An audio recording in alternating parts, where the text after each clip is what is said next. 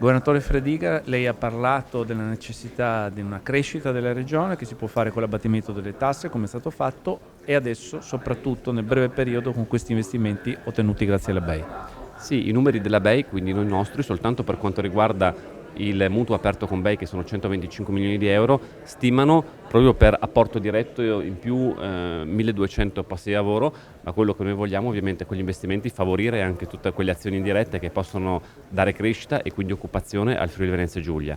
Pensiamo soltanto agli investimenti in sanità, ma per esempio quelli legati alla protezione civile e quindi una riqualificazione del territorio, quello per quanto riguarda sempre nell'investimento BEI per l'edilizia universitaria.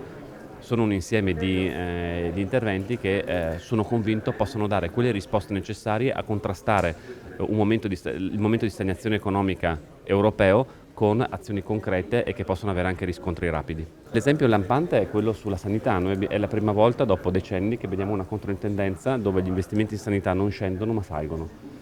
C'era chi della sanità la vedeva semplicemente come contrarre la spesa, io non la vedo come contrarre la spesa, anzi la vedo proprio come spendere bene. L'investimento è una buona spesa perché per esempio investire in nuove tecnologie vuol dire poter fare prevenzione per il sistema sanitario della nostra regione, quindi dare maggiore salute e anche diminuire i costi.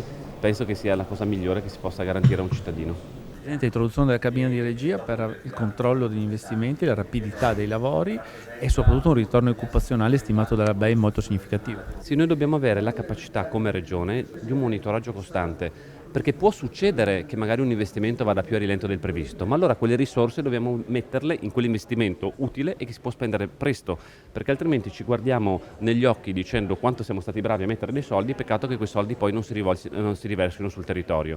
Quindi l'idea della cabina di regia in costante contatto con la BEI è quella del monitoraggio e prendere quelle misure necessarie per fare le correzioni se c'è qualche intoppo, perché altrimenti ci sono accordi 10 anni dopo e allora mi sembra che si sono sprecate risorse pubbliche.